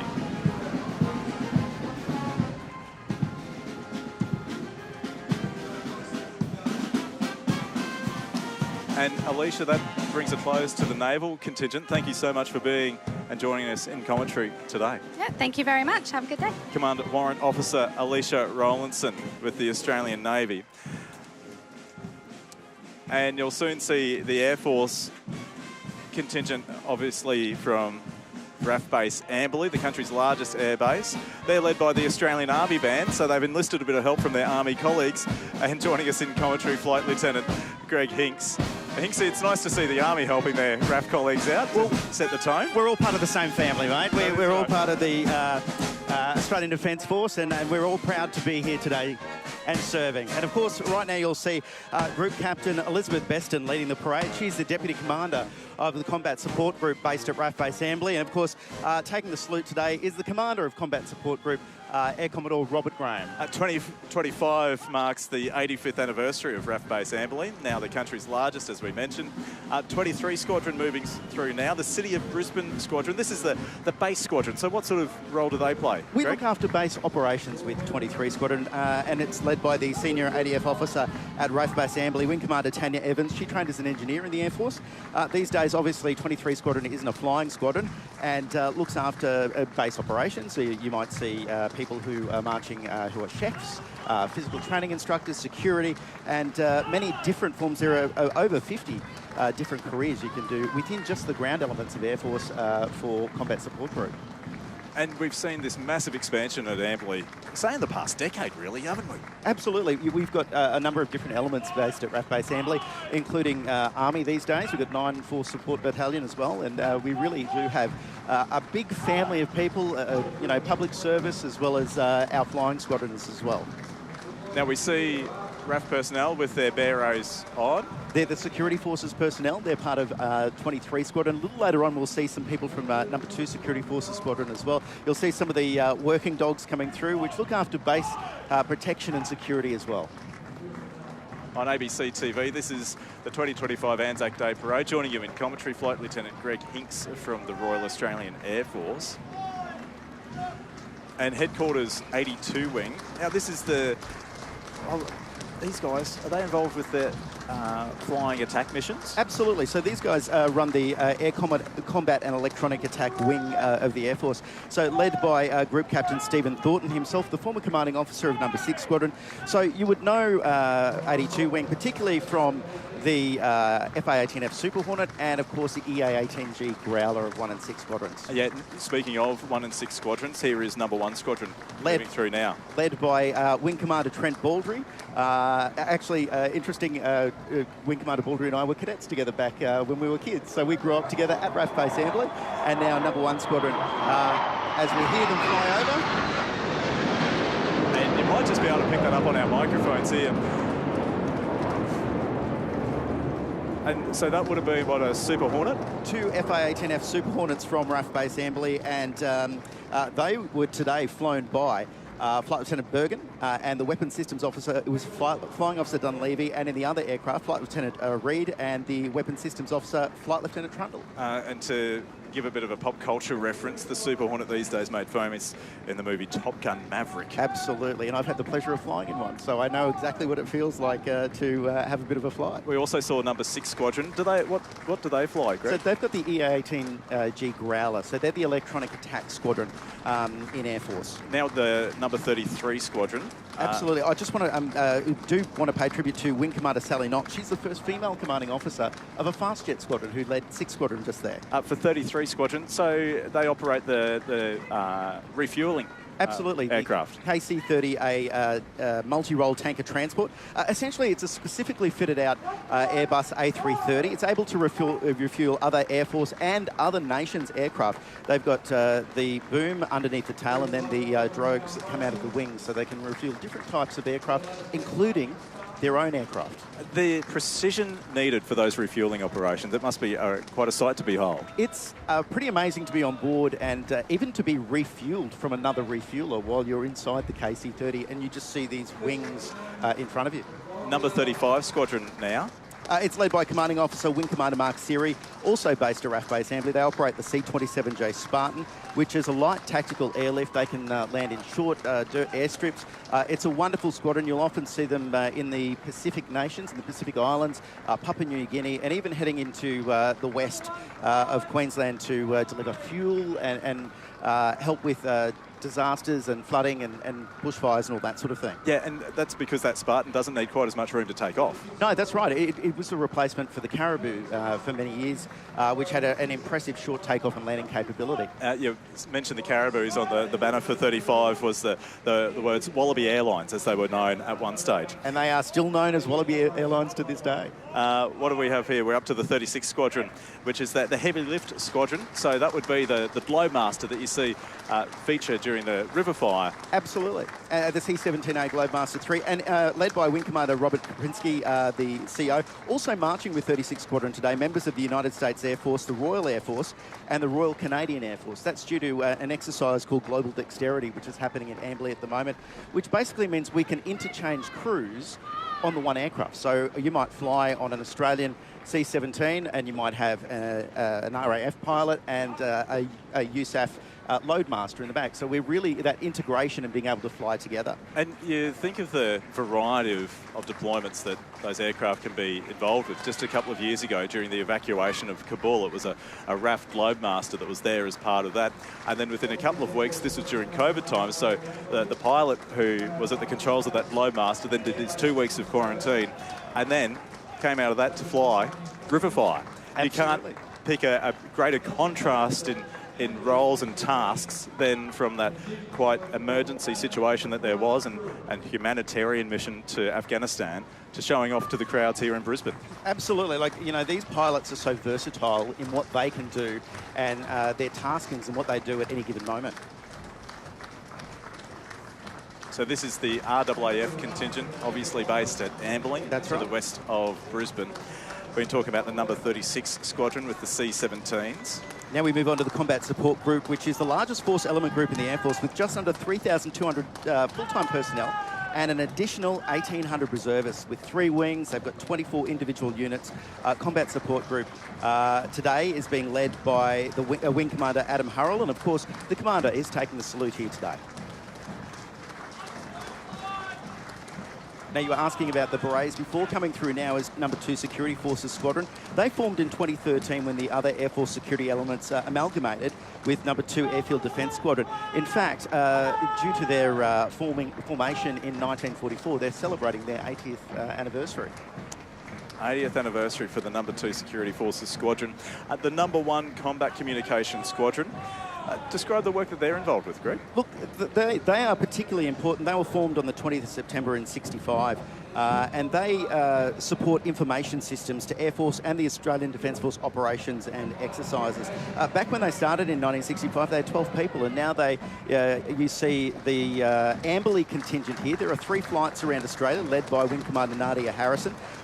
She oversees these flights based at Amberley, Edinburgh in South Australia, and Williamtown in Newcastle as well. And I tell you what, they are really a small unit being a flight at Amberley, but you can see a very effective communications unit. Also based at Amberley is the Health Services Wing, led by Group Captain John Rollo, himself a qualified doctor. These guys basically are our medical experts. So you'll see medical experts from Health Operational Conversion Unit, a number 1 Expeditionary Health Squadron, and number 3 Aeromedical Evacuation Squadron. They've got a variety of full-time and reserve personnel. They've provided medical support all over the world, in the Middle East, Bali, East Timor, even Rwanda. And you'll see medics, nurses, doctors, and plenty of support personnel as well. And then the number 295 Squadron, a training squadron. Absolutely. So these guys, they look after all the training for Combat Support Group, led by Wing Commander Daniel Cook, and supported there with the Executive Officer, Squadron Leader Nicholas Willers, and Squadron Warrant Officer Clinton Bird. They lead our training within the Royal Australian Air Force Combat Support Group. On ABC TV, this is Anzac Day 2025, the contingent from Amberley. You mentioned you were an Air Force cadet yourself, Greg. Absolutely. When I was a kid, I was at RAF Base Amberley itself, and then many years after that, I became an instructor and ended up being the commanding officer of my old unit. And you know, there are a number of people who are here doing the march today who I was cadet with, who moved on to joining the Royal Australian Air Force, and it's actually fantastic to see the success and the different roles that those people have gone into. You mentioned getting up into a Super Hornet. Take me there. What's it like as you go blazing across the sky? The acceleration. I really would have to say the acceleration. Coming from a non-pilot background and having the opportunity to fly in that back seat is just absolutely amazing. The speed and the acceleration really is something to behold. And even those G-forces, when you're doing, say, the maximum performance turn, we got up to 6.8 G. So that's 6.8 times my body weight, including the gear that we wear as well. The St. Peter's Lutheran Marching Band from Indooroopilly leading the Air Force Associations. And here is the 23 City of Brisbane Squadron Association. As we mentioned, still based at Amberley these days, 23 Squadron. Now, Craig, can I just take this moment to give a very special shout out to a 103-year-old World War II fighter pilot, Flight Lieutenant Roger North. On his 18th birthday, Roger posted his application to the RAF recruiting office in Brisbane, served from December 1940 to April of 1946. Roger flew Hurricanes in Burma and the India and Pacific Islands in no less than 80 missions. He was even shot down once in the Pacific Islands. Look, Roger, we know you can't make the march today, but on behalf of your entire Air Force family, we want to wish you good health and hope you're enjoying the coverage of the parade on the ABC here today. We've just seen the RAAF Airfield Defence Association and the number 2 Squadron Association going past the dais on Adelaide Street. The number 2 Squadron Association, formed in Egypt in 1916, number 2 Squadron, then sent to the Western Front in France and Belgium. Number 2 Squadron, the only RAAF squadron to have battle honours from 4 wars, World War I, World War II, the Malaysian Confrontation and the Vietnam War. Here's the number 3 Squadron Association.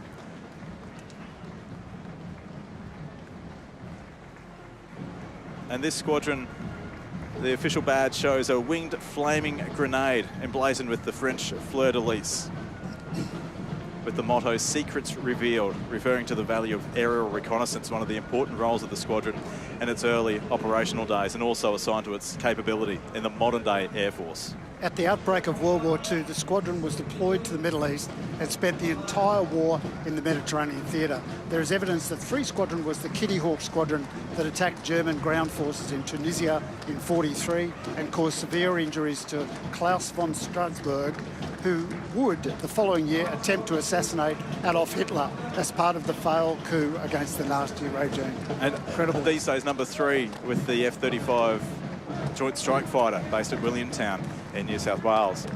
The number 35 Squadron and the RAAF Transport Flight Vietnam you see now.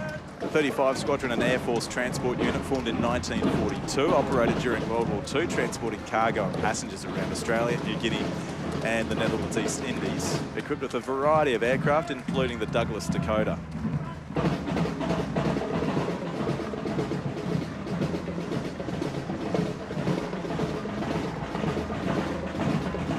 And now the units of Bomber Command behind the drumline of Nudgee College. So when we talk Bomber Command, we're talking about the 467, 463 Squadron, the 460 Squadron, the 466, 462 Squadron. They're all marching today together. 125,000 aircrew flew with Bomber Command in World War II. Only 30% made it to the end of the war without being killed, injured or taken prisoner of war.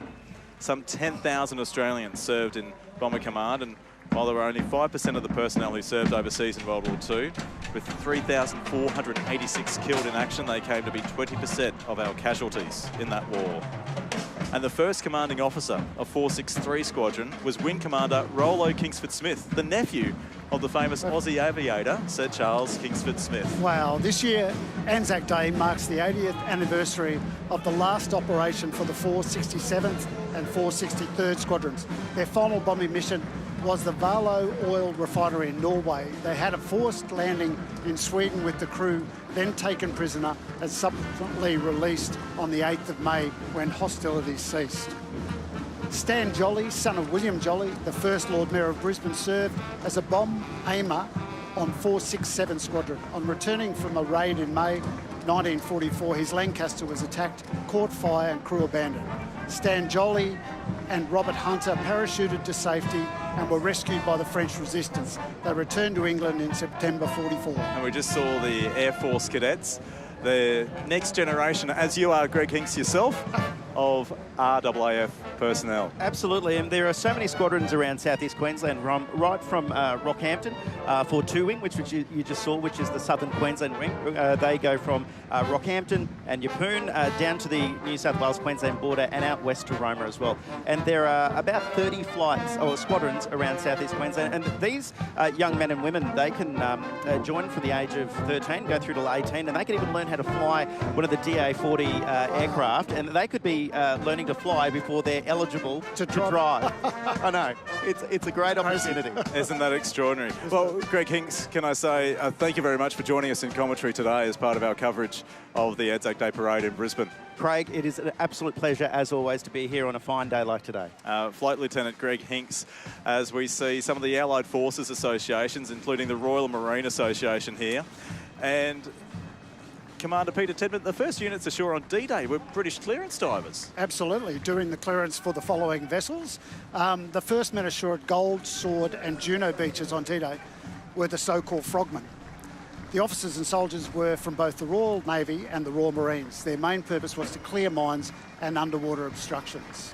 We now have the British Ex-Services Association, and I just want to give a mention to John Cruikshank, 104 years old. He's the oldest living recipient of the Victoria Cross.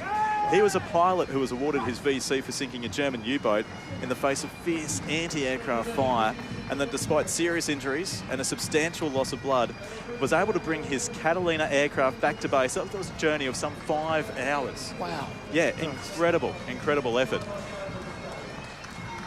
The Indian Defence veterans here marching in honour of those who fought during the Gallipoli campaign and to ensure their sacrifices are not forgotten.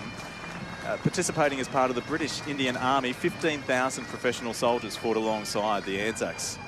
Here's the Rhodesian Veterans Association of Queensland, formed in 1979. a Rhodesian, now Zimbabwe troop, served in the Boer War, World War I and II, the Suez Crisis, and against Robert Mugabe's guerrillas. Of course, in those days, Rhodesia was then a colony of the United Kingdom, ended World War II along with Britain shortly after the invasion of Poland in 1939. By the war's end, 26,121 Rhodesians had served in the armed forces, 8,390 of them overseas. Incredible. And their most famous regiments were the Selous Scouts, the Rhodesian African Rifles.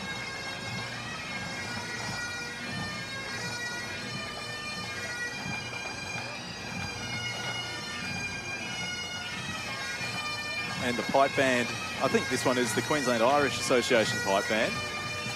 They've been a part of the Brisbane Anzac Day commemorations for many years now. One of the oldest pipe bands in Queensland, and in Australia for that matter. It has existed in many forms during the late 1800s through to now.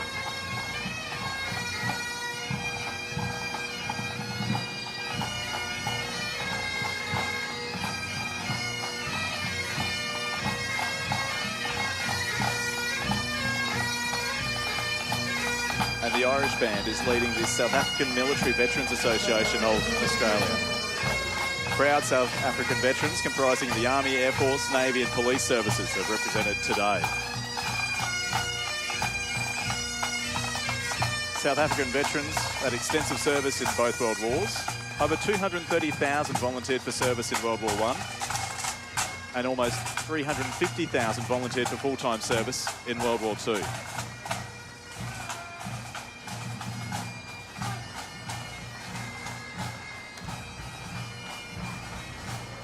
And here's the French Veterans Association, and it's so important to remember the 80,000 French who fought at Gallipoli alongside Anzac forces, 20,000 of which were never to return home.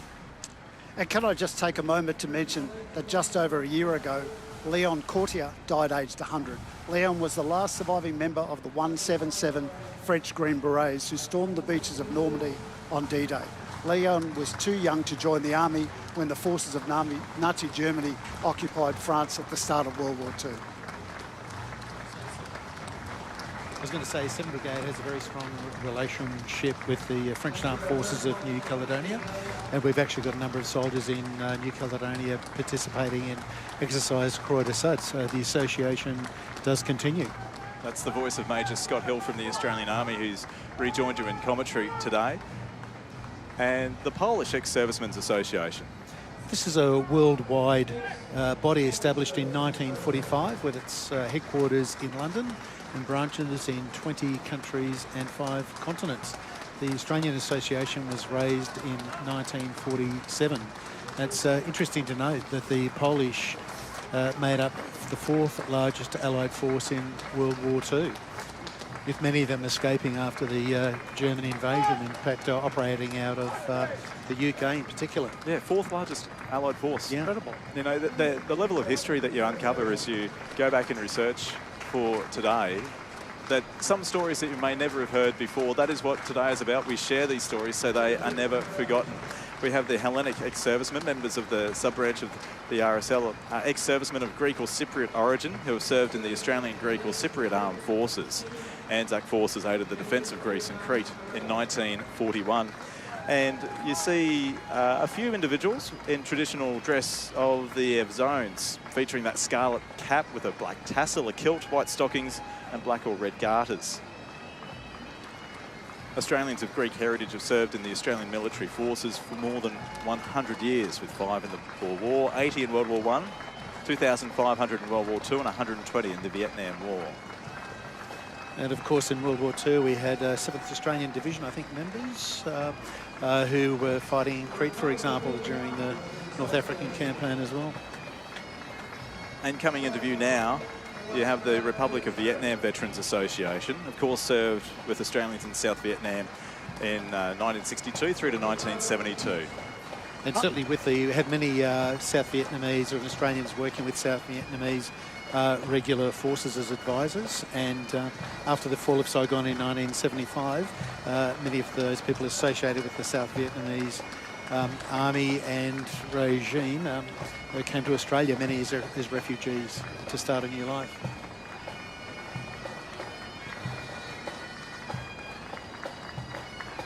can I just tell you about the TOK H organisation? It's coming into view now. 2025 will be a significant milestone in the history of TOK H in Australia. Celebrate its centenary of carrying out the traditions which had their beginnings on the Western Front in France and Belgium in World War I, where over 46,000 young Australians lost their lives. A centre was opened in the small Belgian town of Poperinge, where people could go to get away from the death and destruction of the fighting, whether it be for friendship, whether it be to try to write letters to communicate back home. Army chaplain Queensland-born Tubby Clayton was in charge of the centre that was known as Talbot House. TOK H then came to Australia in 1925 at the instigation of the then Governor-General, Sir Henry Forster. Since 1947, TOK H members have held a service at midnight on the 24th of April inside the Shrine of Remembrance in Ann Street to remember all those who paid the supreme sacrifice on the Western Front in France and Belgium. Incredible. So there you go. That was last night. Midnight on the stroke of midnight. Yeah. Well before the dawn service of this morning, where thousands attended today in quite wet conditions. We've seen just the sun trying to poke through in the Brisbane CBD today, and luckily the showers have held up for us. And here we have descendants of veterans of all conflicts, families of deceased veterans wearing medals above their right breast, showing that they are not the medal's recipient. And it's so important for families to recognise that level of history and service within their families. I see the Rats of Tobruk descendants there as well, a very famous group of descendants, originally based out of Victoria, but again, over the years they had to hand their property and their history over to other organisations and their descendants. You might also see here, coming into view, the banner of Our Lady of Victories, which is the White Temple of Peace in Bowen Hills. It's a Catholic church celebrating its centenary as Queensland's first Catholic war memorial. The iconic site holds an honour roll of 1,824 Queensland Catholic soldiers and sailors who died in World War I. Here we have the 2nd 25th Australian Infantry Battalion Association, involved in a number of theatres of war, as you see on that banner. Yeah, and, based in World War II, being the 2nd AIF, 2nd 25th. And in fact, the antecedents of the 25th Battalion Royal Queensland Regiment, based up in, originally based in Toowoomba, can be traced back to these gentlemen. Along with the 26th Australian Infantry Battalion Association, also with battle honours from World War II. And here's the Brisbane Pipe Band.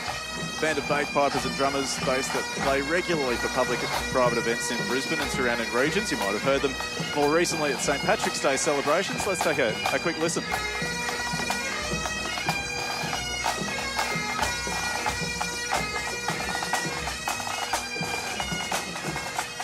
And these are the banners of all conflicts that Australia Armed Forces have been involved with, as you see. From the Boer War, Korea there, Malayan emergency, the Indonesian confrontation that went from 1963 through to 1966. Vietnam, which we spoke about significantly, and I should pay tribute to the Nashos who served in Vietnam as well. Thousands of young Australian men who were called to duty in that time.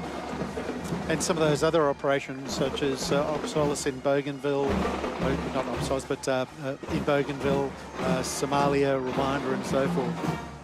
And then to more modern conflicts, Iraq, Afghanistan, and of course, the role that Australian defence personnel have played in peacekeeping operations around the country.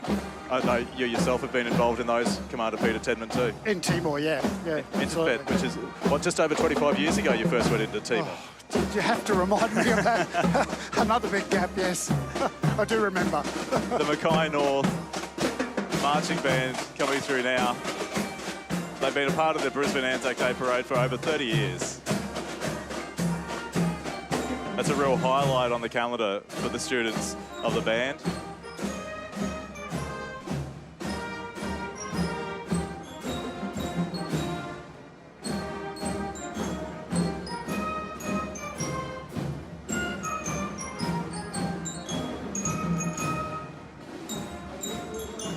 And they lead the youth organisations like Boys Brigade, Girls Brigade, Scouts and Guides.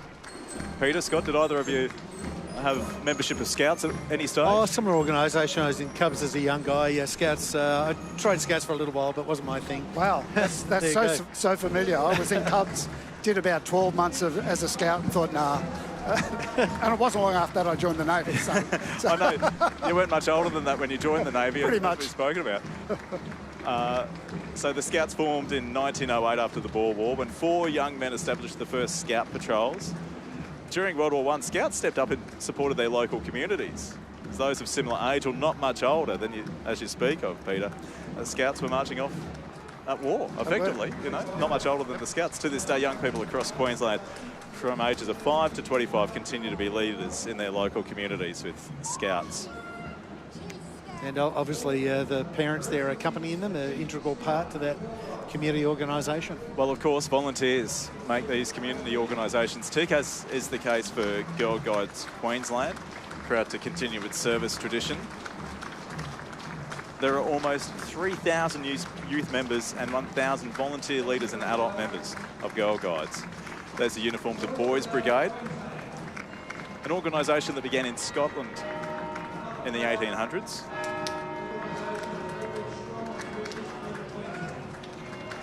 Very rich history in Queensland.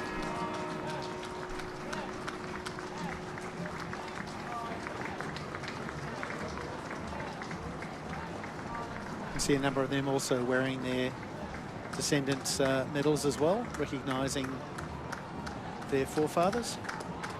And from the Boys Brigade to the Girls Brigade, it's an international youth organisation for girls aged between 5 and 21. Currently 30 Girls Brigade companies across Queensland, as far north as Mount Isa, down here into the southeast corner.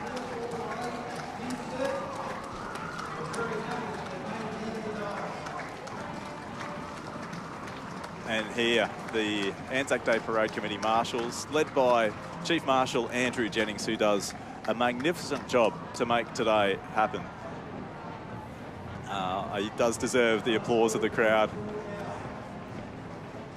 And his dad, Earl, was the previous Chief Marshal. So for that family, they have been involved in the Anzac Day Parade for many years now. So to Earl and to Andrew, thank you for that level of service to give veterans their moment in the sun today, which is what it's all about. And it just would not happen without the wood. Absolutely. Could you imagine the schmozzle it would be if it was just said, oh, we'll just go there for a bit of a walk today? That's why we don't have you organising, Commander Peter Tedman, and getting the way from the Queensland Governor, Dr. Jeanette Young, along with the applause of Kerry Gallagher, who is the chairperson of the Anzac Day Parade Committee. And of course, not only the marshals, but we have the police, the ambulance as well on standby, all contributing to this wonderful event. Yeah, I saw the SES volunteers that are lining the street as well in their bright orange uniforms. Having a chat to those gents and ladies as I was coming in this morning to the Brisbane CBD. But that's what it's all about, showing that community spirit as we maintain that Anzac legacy. The freedoms that were fought for by those who have served in the Army, Navy and Air Force. And that, you know, for you, Pete, what was it, 15 and a half that you first enlisted? Yep. You went on to become a clearance diver. Yep. How did that transition happen? Did someone just say, oh, you'd make a good clearance diver? How does that work? I had actually dived as a kid. I did my dive course in the Centenary pool in town. And so I sort of wanted to do it, but at that stage you couldn't do it until you were 18. But all of those who were going to do it as 18-year-olds on that course failed the initial dive. So they needed more people to keep it going. So they grabbed myself and one other 16-year-old by that stage to do the course. He ended up going on to leave the Navy, go to America, become a US citizen, and then a Navy SEAL. And he started off as a 15-year-old junior recruit and spent 20 years as a Navy SEAL. So you both ended up with Special Forces experience. Exactly. And the next time I ran into him was when we were both on exchange with the Royal Marine Commandos in Poole. There you go. That's the next time I saw him. That's extraordinary to hear that. Yeah. And because you were so young when you left to join the Navy, what was the reaction from your parents? Because you effectively jumped on a train and travelled to the other side of the country. I think they were sort of relieved because we'd moved from Brisbane to the Sunshine Coast, so scholastically I'd gone downhill. I could surf, but couldn't do much else. So I think they thought I needed some time and some direction, but they didn't expect me to stay there for almost 50 years. Yeah, as you did. And for you, Scott, like you said, you had family history in the military before you signed up. Yes. As well. Was it encouraged? Was it what was the reaction within your family? Mum and Dad were pretty neutral. I don't think they wanted to advocate too strongly, but then again, they also had experienced a pretty great lifestyle and for my dad, a career, and enjoyed the lifestyle, and I think that rubbed off, and so they were very supportive when that decision was made, and they also understood the nature of service as well. And they still, well, my mum in particular, still takes an interest these days. Well, Mum, if you're watching today. She will be. and so, for you, Peter Tedman, we spoke about being a clearance diver and then going and you know, being posted with SAS units and doing that training course out of Perth. Scott, you also served in Special Forces. Can you give our audience on ABC TV a sense as to the training involvement, you know, that's part of that to become effectively at that tip of the spear as someone who is in Special Forces in the Australian military? Well, it's obviously changed a bit since Peter and I have both gone through, but I think in essence it's quite similar. You know, they've got a particular person and an identity they're looking to get there, but I think from an individual it's still someone who needs to be obviously completely committed, disciplined to undertake the selection process. And on top of that, they've got to have competence in their job, they've got to be physically fit, but more importantly, they've got to have mental fitness, and they've got to be in the right headspace to tackle a very challenging selection process. And then these days there's again, slightly different structure, but there's an ongoing reinforcement process, which goes for some time, I believe up to about 18 months these days. And the candidates or those members are still under a fair bit of pressure to perform and meet the expectations. So it's a very long process that these young men and women have to achieve these days. But I think also, you say tip of the spear, but I think it's that point of excellence that people in the military wish to achieve, and it's that goal they want to aspire to. And for you, Peter Tedman, when you went from being a clearance diver, then posted over to the SAS, was there an acceptance? You're in the Navy. You know, I know there's a bit of friendly rivalry between the Army, Navy and Air Force. What was that level of acceptance like? I think the first part that was difficult was that we had to go off to Singleton and do 6 weeks of basic Army training. And you'll know this one, like this, do that. You would do everything over and over again, just to give us we could carry a weapon and we wouldn't point it at the wrong person and things like that, that Navy didn't really train us for.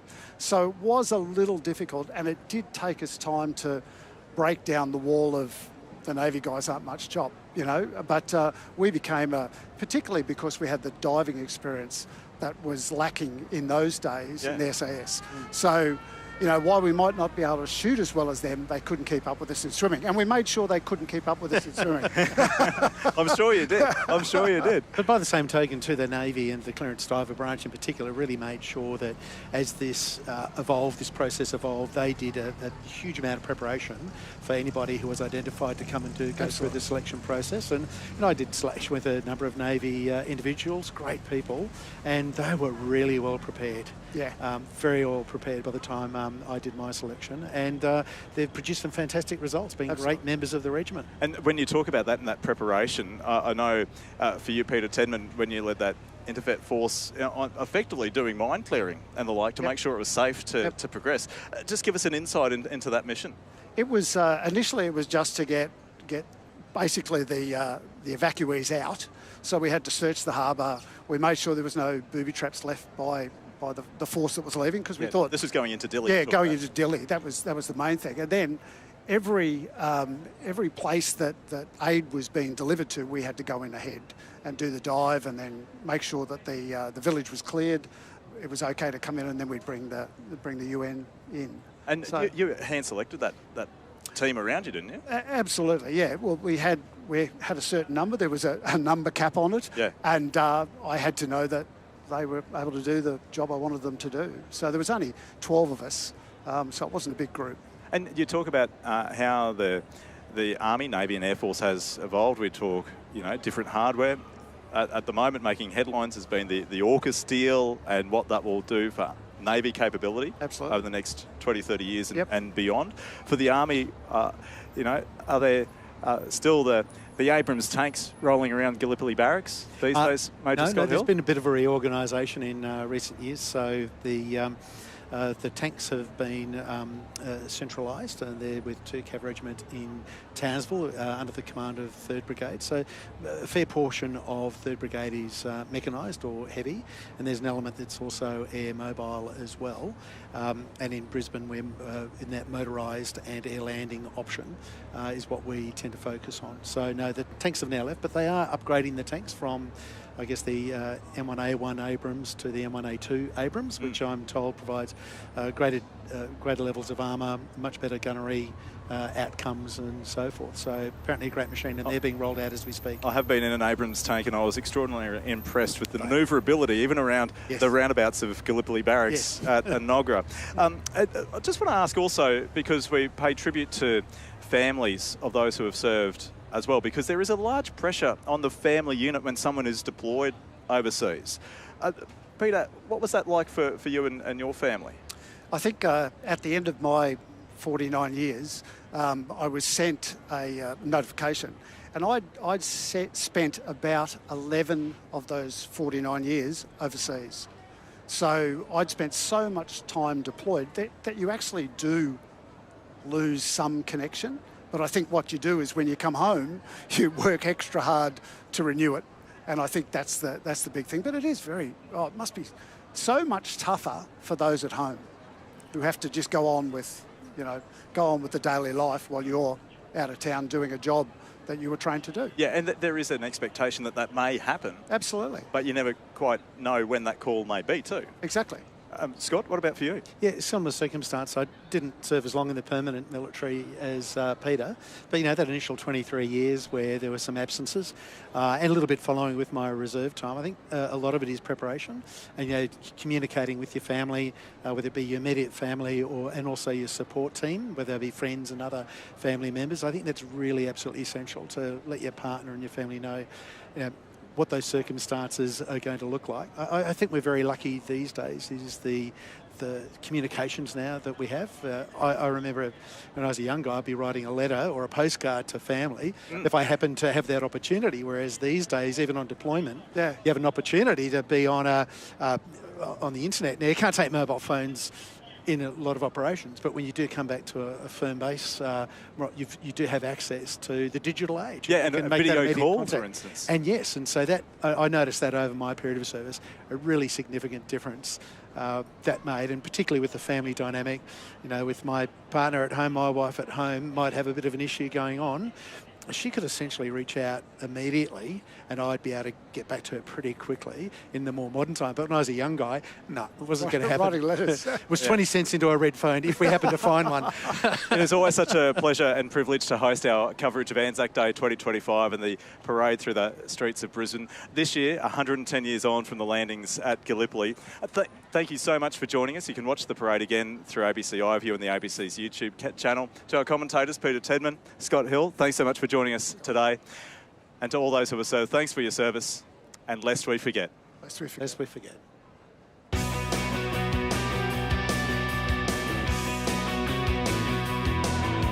shoreline was never invaded.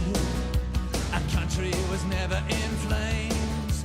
This is the calm we breathe. This is a feeling too strong to contain. Still it aches like tenderness. It reads of politics. Signature stained with tears. Who can remember? We got to remember the hardest years, the darkest years, the roaring years, the fallen years. These shall not be forgotten years.